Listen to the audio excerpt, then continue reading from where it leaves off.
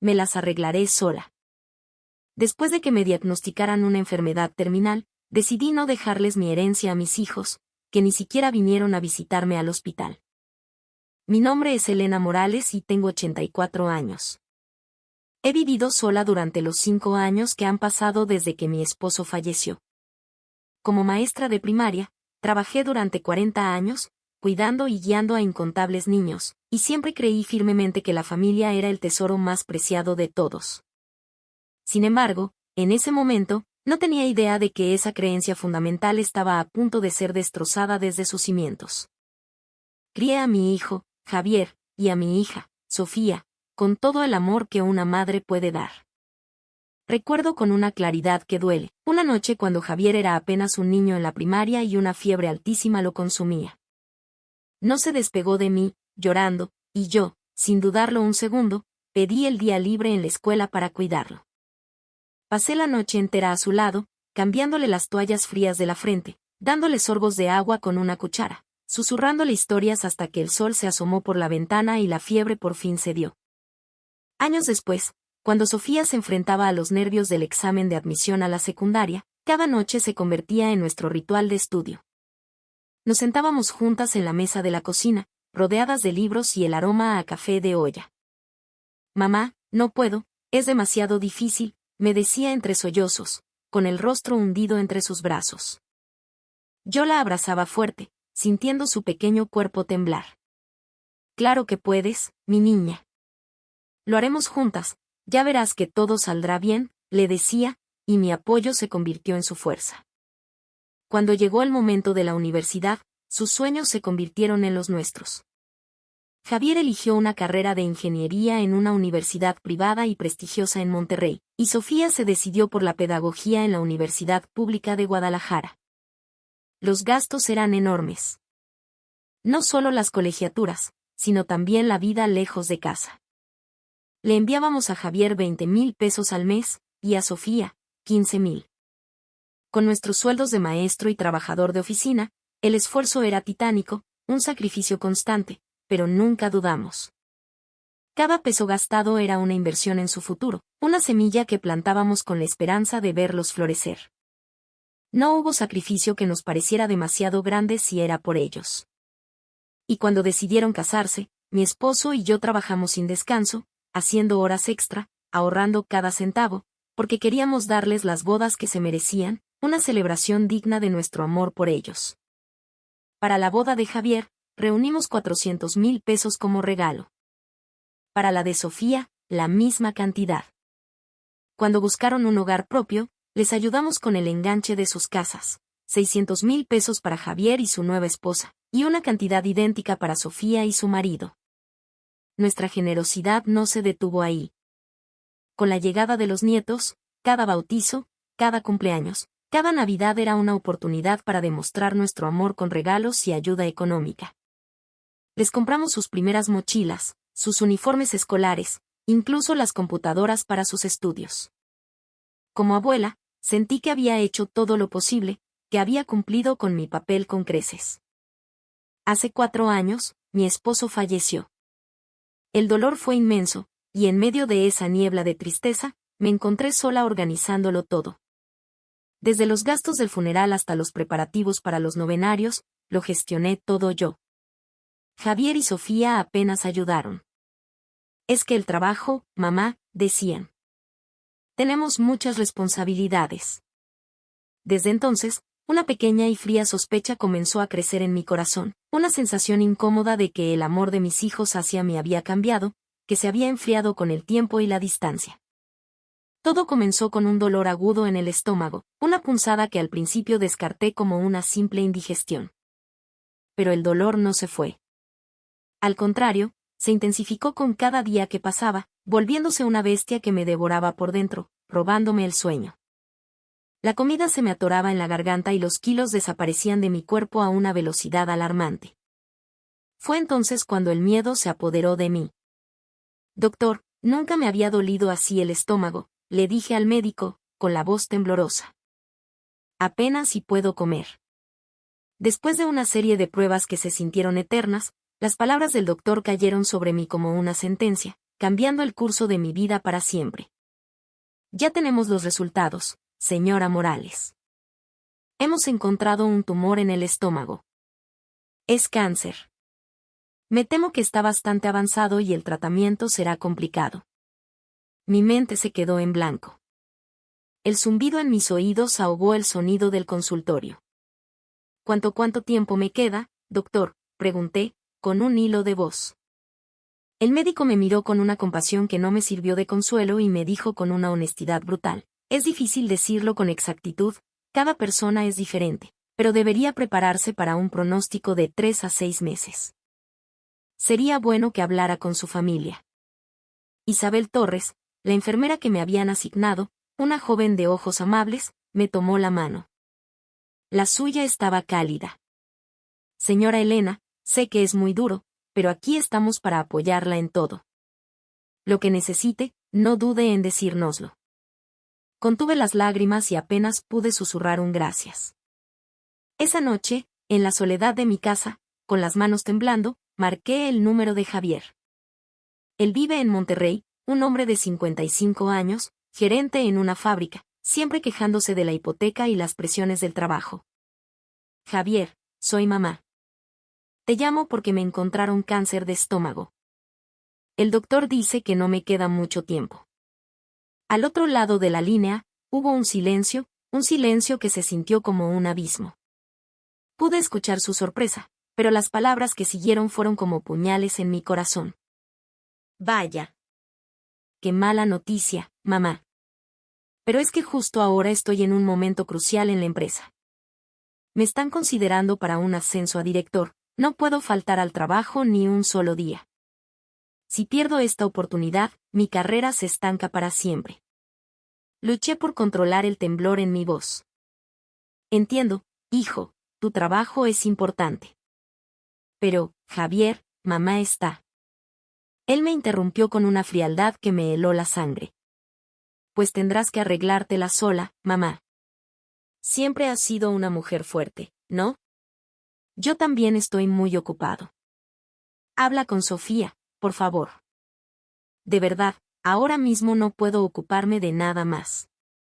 Me quedé sin palabras. Colgué el teléfono sintiendo un vacío inmenso, incapaz de creer que esas palabras hubieran salido de la boca del hijo que crié. Con el corazón hecho pedazos, llamé a Sofía, que vive en Guadalajara. A sus 52 años, parecía siempre abrumada, dividida entre su trabajo de medio tiempo y la crianza de sus hijos, un adolescente en la secundaria y otra en la preparatoria. Yo entendía su vida ajetreada. Sofía, mi niña, soy yo. Me diagnosticaron cáncer. El doctor me ha dado 6 meses de vida, tal vez menos. ¿De verdad, mamá?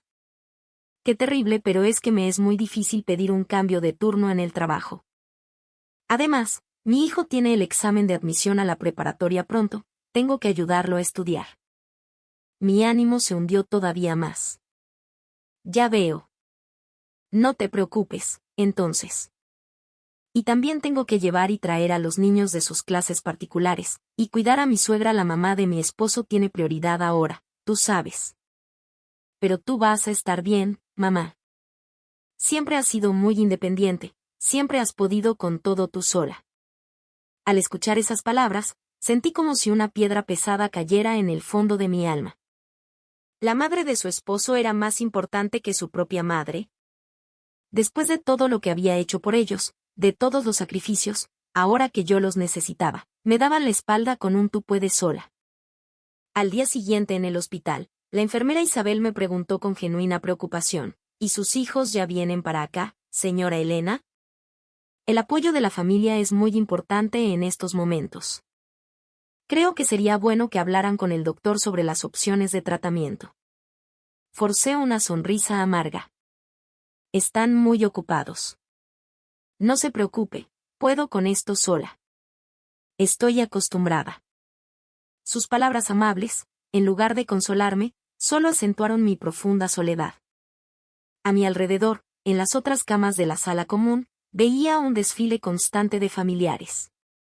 Traían flores, comida casera en recipientes de plástico, se turnaban para cuidar a sus enfermos.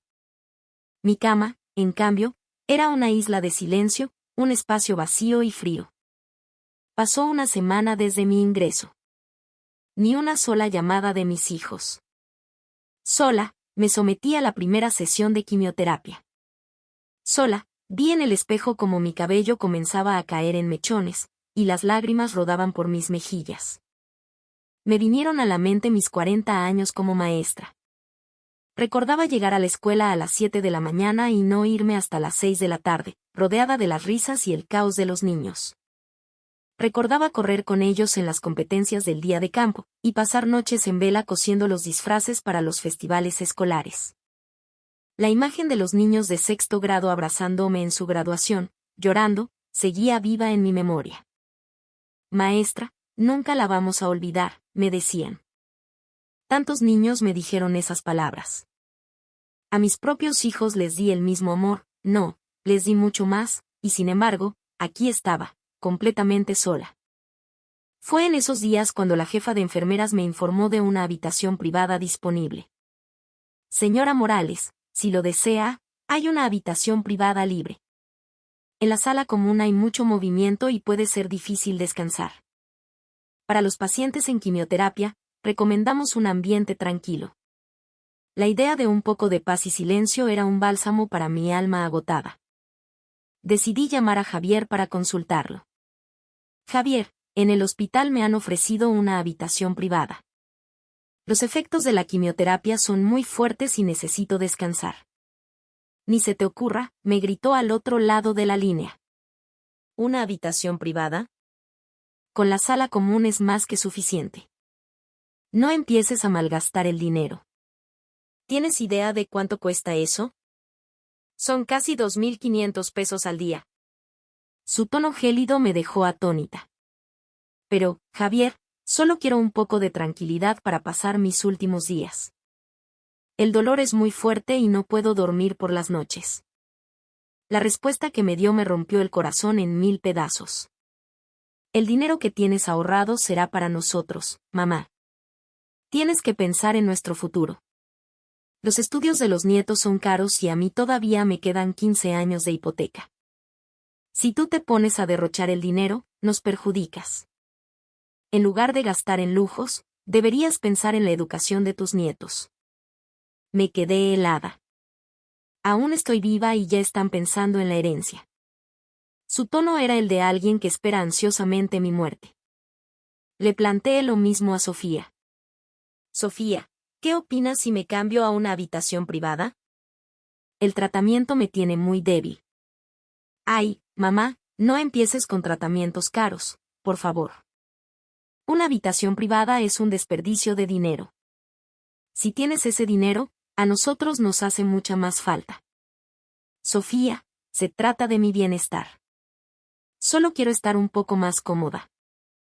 Pero si ya no te queda mucho tiempo. ¿De qué sirve gastar dinero ahora? No tiene sentido. Nosotros tenemos los gastos de la escuela de los niños. El examen de admisión está cerca y las clases particulares nos cuestan 10,000 pesos al mes. Y cuando entren a la preparatoria será todavía más caro. Tus gastos innecesarios nos afectan a nosotros. Tienes que ser realista, mamá. Mi corazón se congeló por completo. Ver a mis propios hijos, a quienes di la vida, preocuparse más por el dinero que por el sufrimiento de su madre, me llenó de una profunda y amarga desesperación. Incluso cuando Isabel, la enfermera, me sugirió una dieta especial, más nutritiva, para ayudarme a recuperar fuerzas, la reacción de Javier fue de pura rabia. Señora Elena, ¿qué le parecería una dieta especial para pacientes oncológicos? Son platillos pensados para recuperar energía y mejorar el balance nutricional. Si mantiene sus fuerzas, el tratamiento puede ser más efectivo. La idea me pareció maravillosa y llamé a Javier, ilusionada. Javier, me han recomendado una comida especial, más nutritiva, para tener más fuerzas. Cuesta 200 pesos adicionales al día. Otra vez con gastos, explotó. Mamá, confórmate con la comida normal del hospital. No gastes en esas cosas. De todas formas, ¿no vas a vivir mucho más, o sí? 200 pesos al día son más de 6,000 al mes. Deja de hacer gastos inútiles y piensa un poco en nosotros. Me sentí impotente, derrotada. Está bien, como digas, le respondí. Más tarde, Isabel se acercó a mi cama. Señora Elena, ¿por qué no quiso la dieta? Es por su bien. Seguramente su familia también quiere que se cuide. No pude más y se lo confesé todo, con la voz quebrada. Mis hijos no quieren que gaste dinero. Es como si no quisieran que tocara la herencia. Parece que solo están pensando en eso, en el dinero que les voy a dejar cuando muera. Mi salud les importa menos que su dinero. La paciente de la cama de al lado, una señora amable llamada Carmen, escuchó la conversación y me dijo con compasión: «Qué terrible, Elena. Sus hijos no solo no vienen a verla, sino que solo le hablan de dinero. Qué cosa tan fea. Mis hijos vienen todos los días». ¿Cómo te sientes, mamá? ¿No te duele nada? ¿Necesitas algo?, me preguntan. Jamás me han mencionado el costo del tratamiento. Asentí, incapaz de contener las lágrimas. Mientras yo siga viva, ellos solo piensan en la herencia. Mis sentimientos no les importan en lo más mínimo. Para ellos, ya solo soy una fuente de dinero. La señora Carmen me consoló con dulzura. Qué triste es eso. Mis hijos harían cualquier cosa para que yo estuviera cómoda. Cada vez que vienen me traen algo rico de comer, un caldito de pollo, un atole, solo para que me anime. Siendo madres las dos, qué diferencia tan grande, ¿verdad? Sus palabras, aunque amables, me hundieron aún más en la tristeza. ¿Cómo era posible tanta diferencia? ¿En qué momento me equivoqué tanto en la crianza de mis hijos? Pasaron 2 semanas. Ni una visita, ni una llamada para preguntar cómo estaba. Sola fui a los estudios, sola escuché los informes del médico, sola tuve que tomar decisiones sobre mi tratamiento. A mis 84 años, el peso de esas decisiones era abrumador, algo que mis hijos parecían incapaces de comprender. Cuando tuve que decidir si empezaba o no con la quimioterapia, la decisión recayó enteramente sobre mí. Señora Morales, me explicó el doctor, la quimioterapia tiene efectos secundarios fuertes, pero puede retrasar el avance de la enfermedad. Sin embargo, considerando su edad, podría ser muy duro para su cuerpo. Lo mejor es que lo consulte bien con su familia. Pero yo no tenía familia con quien consultar. Con mano temblorosa, firmé el consentimiento. Mientras sufría los estragos del tratamiento, la caída del cabello, las náuseas constantes, mis hijos seguían indiferentes. Lo que me terminó de destrozar fue una llamada de Javier. 3 semanas después de mi hospitalización, por fin se dignó a llamar. Pero sus palabras no fueron de consuelo. Mamá, ¿todavía sigues viva? Ya basta, ¿no crees? Los gastos del hospital deben ser una fortuna. ¿Tienes idea de cuánto cuesta cada día que pasas ahí? Si no te apuras a resolver esto, nosotros no podemos hacer nuestros planes. Tenemos que ver lo de la universidad de los niños. Sentí que el auricular se me resbalaba de la mano temblorosa. Javier, todavía no estoy muerta. Estoy luchando, estoy en tratamiento. ¿Cómo puedes decirme algo así? Por eso mismo, no lo alargues más. De todas formas no te vas a curar, ¿verdad? El médico mismo lo dijo. No tiene caso que te sometas a tratamientos inútiles para prolongar tu vida. Solo descansa en paz de una vez. Tenemos que hacer los trámites de la herencia, consultar con el notario y todo eso. Perdí el habla. Mi propio hijo me estaba pidiendo que me muriera. Javier, ¿te das cuenta de lo que estás diciendo? Soy tu madre. Aún estoy viva. Claro que lo sé. Pero seamos realistas, los gastos médicos se acumulan y no sirven de nada. Nosotros también tenemos una vida. Mientras más tiempo vivas, menos dinero nos va a tocar. Mi corazón se convirtió en un trozo de hielo. Poco después, recibí una llamada similar de Sofía. Mamá, ¿cuánto tiempo más vas a estar en el hospital? Ya fue suficiente. Nosotros tenemos planes. Si no sabemos cuándo podremos empezar con los trámites de la herencia, nos complicas las cosas. Tenemos una cita con el contador, y con el examen de mi hijo, necesitamos organizar nuestras finanzas. Con la voz temblorosa, le respondí, Sofía, todavía estoy viva. ¿Estás esperando a que me muera? ¿Tanto te urge el dinero? No digas eso. Pero hay que ser prácticos, ¿no? Tú también debes querer descansar en lugar de estar sufriendo. Por nuestro bien, ya podrías darte por vencida.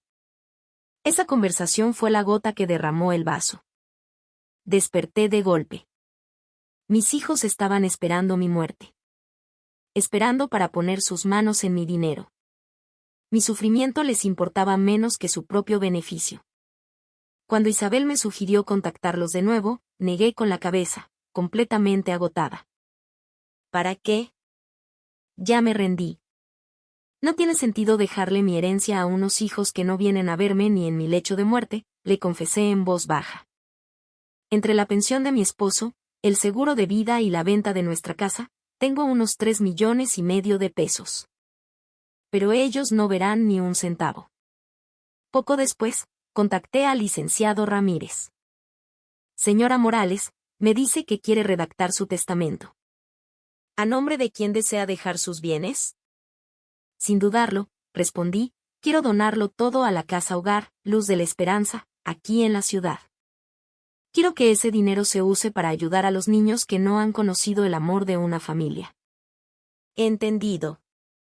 Sin embargo, por ley, sus hijos tienen derecho a una porción legítima, que corresponde a la mitad de lo que les tocaría legalmente, es decir, 1/6 parte del total para cada uno. No me importa, dije con firmeza. Estaba decidida.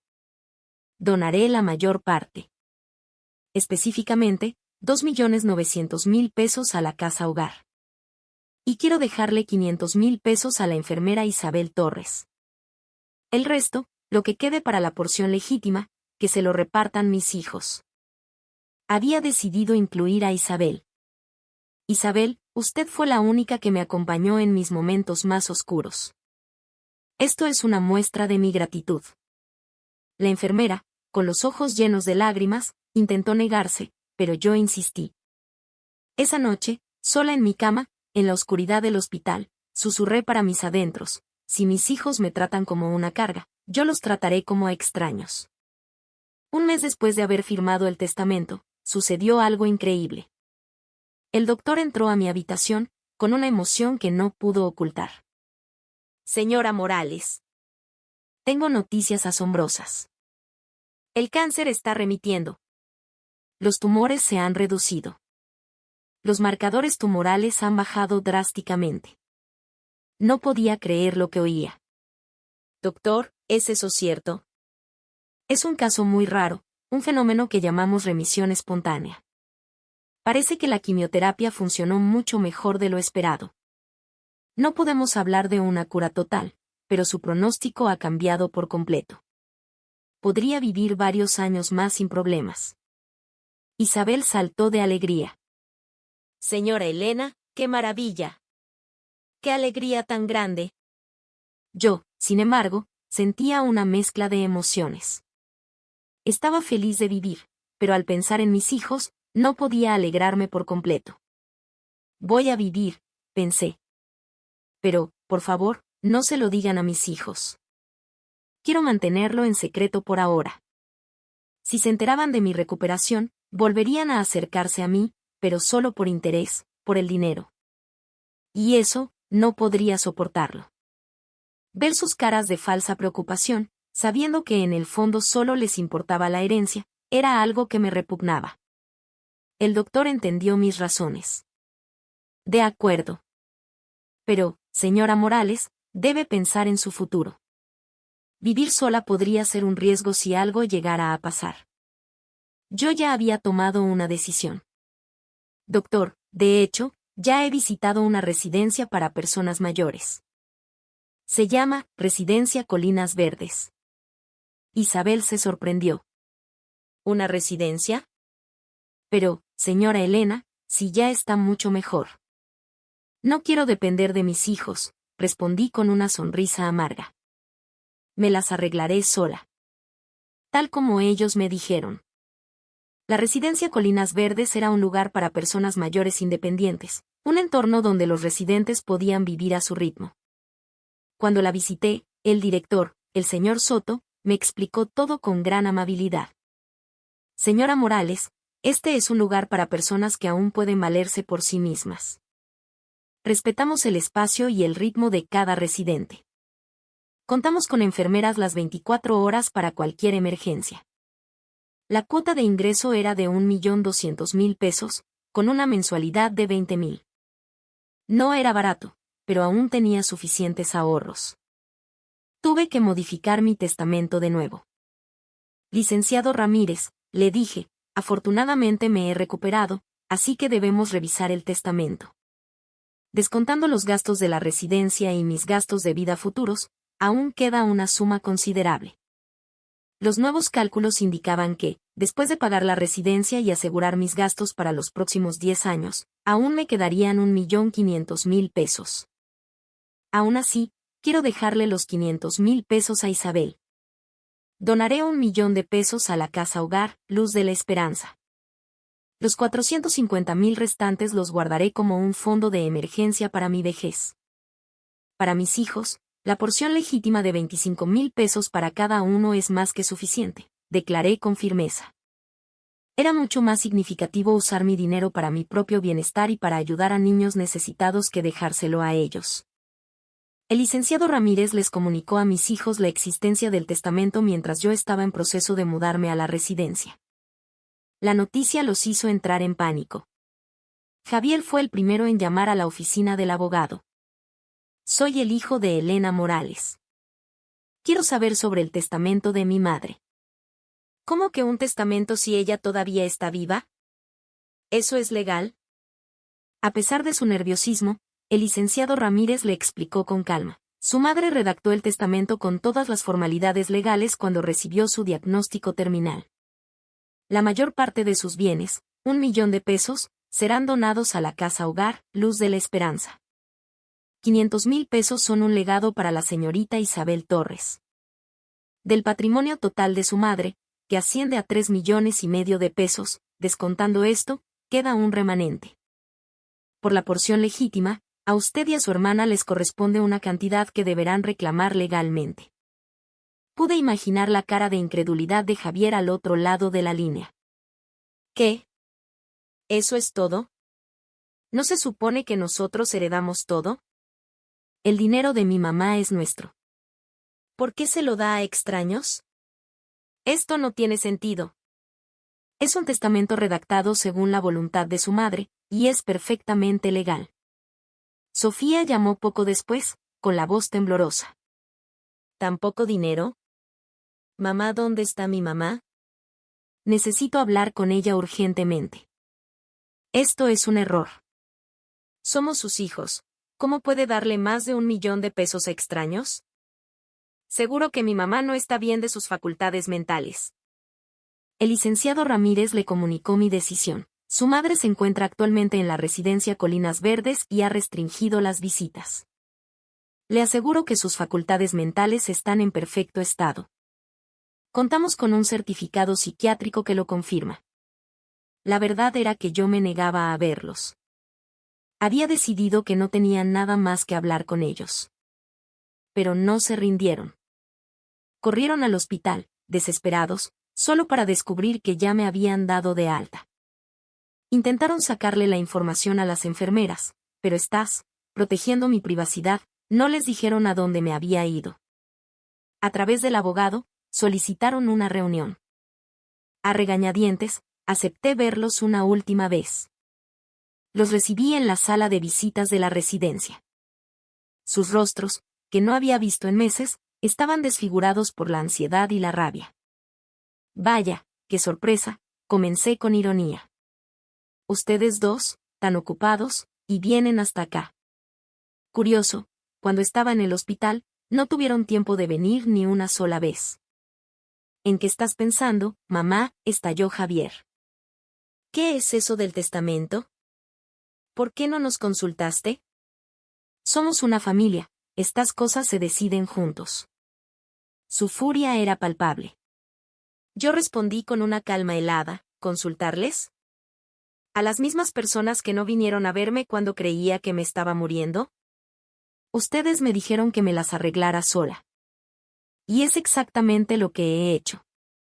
Sofía intentó defenderse. Es que estábamos muy ocupados. Nos preocupábamos por ti, a nuestra manera. Te llamamos, ¿no? Claro, la misma ocupación que tienen ahora. Pero parece que cuando se trata de la herencia, de repente les sobra el tiempo. Y esas llamadas eran para apurarme a morir, no lo olviden, dije con sarcasmo. Isabel, que había venido a visitarme, intervino para defenderme. La señora Elena ha pasado por todo esto completamente sola desde que recibió el diagnóstico. ¿Tienen idea de lo asustada y sola que se sintió? Ustedes se opusieron a que tuviera una habitación privada, a que comiera mejor, solo les preocupaba el dinero. Su salud siempre fue secundaria. Javier continuó con sus excusas. Yo estaba en un momento crucial en mi trabajo. Estaba luchando por el futuro de mi familia. Y yo tenía muchas cosas con los niños, añadió Sofía. Nosotros también tenemos nuestras vidas. Pues fíjense, dije con una sonrisa irónica, que pasó un milagro. Me recuperé. El cáncer remitió. Parece que voy a vivir mucho más. Los médicos están sorprendidos. Pero esto me sirvió para ver su verdadera cara. Me sirvió para darme cuenta de que mientras yo vivía, ustedes solo pensaban en mi herencia, deseando que me muriera pronto. No crean que he olvidado sus palabras. Sus rostros palidecieron. Se dieron cuenta de que recordaba cada palabra cruel que me habían dicho. Sofía, desesperada, suplicó, mamá, lo sentimos, de verdad. Estamos arrepentidos. Anula ese testamento. Haremos lo que sea por ti, te cuidaremos. Es demasiado tarde, respondí tajante. He decidido empezar una nueva vida aquí, en esta residencia. Una vida sin ustedes. Una residencia. Pero si nos tienes a nosotros, exclamó Javier. Vivamos juntos. Te cuidaremos, de verdad. Esta vez lo haremos bien. No quiero ser una molestia para ustedes, contesté, devolviéndole sus propias palabras. Me dijeron que me las arreglara sola, y es lo que estoy haciendo. Cumpliendo sus deseos. Mamá, nos equivocamos, dijo Javier, intentando sonar arrepentido. Olvida el dinero. Por favor, arreglemos nuestra relación. Seamos una familia otra vez. Ya es muy tarde. Yo voy a vivir mi vida, y ustedes la suya. He decidido tomar un camino diferente. La sangre no te hace familia. El cariño, la conexión, eso es lo que te hace familia. Y entre nosotros, esa conexión ya no existe. Mamá, dejemos el dinero a un lado por ahora. Volvamos a ser la familia de antes, insistió Sofía. Me reí amargamente. ¿Dejar el dinero a un lado, por ahora? Al final, siempre es el dinero, ¿no es así? No les importo yo, les importa la herencia. Dicen que el dinero no importa, pero la verdad es que no pueden soportar haberlo perdido. No pudieron decir nada. Sabían que era la verdad. Ha pasado un año. Isabel viene a visitarme de vez en cuando. Señora Elena, que bien se la ve, me da mucha alegría, me dice. Gracias a ti, Isabel, encontré la esperanza para seguir viviendo. El dinero que le dejé le ha servido, y su gratitud es sincera. Mi vida en la residencia es plena. He hecho amistad con otras residentes de mi edad y pasamos los días entre risas y actividades. Otro día maravilloso, digo a menudo, y ellas me responden con sonrisas.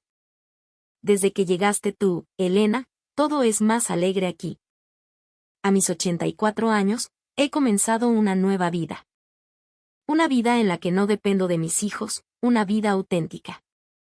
Y cada día lo valoro como un tesoro. Mi experiencia me enseñó algo fundamental: el amor no puede ser una vía de un solo sentido. Una verdadera relación familiar se construye no solo en dar, sino también en saber recibir. Me decepcionaron mis hijos, sí, pero el encuentro con personas como Isabel, mis nuevas amigas de la residencia y la idea de ayudar a los niños de la casa hogar me han dado un nuevo propósito. La verdadera familia, quizás, no reside en los lazos de sangre, sino en los lazos del corazón. Y yo, ahora, soy profundamente feliz. He empezado un nuevo camino a los 84 años, y pienso pasar el resto de mi vida rodeada de gente que de verdad me valora. El amor no es una inversión de la que se esperan rendimientos. No se da esperando algo a cambio. Pero una relación en la que solo se te exige y se te arrebata no es sana. Yo amaba a mis hijos. Pero cuando descubrí que mi amor solo era utilizado, tomé la decisión de recuperar mi vida. Ahora, soy libre en el sentido más profundo de la palabra. Ya no vivo para cumplir las expectativas de nadie, sino para mí misma. Y pasaré el resto de mis días de forma significativa, junto a las personas que de verdad me necesitan. Si esta historia le sirve de algo a alguien que esté pasando por una situación similar, me sentiré satisfecha. No importa la edad que tengamos, nuestra vida es nuestra.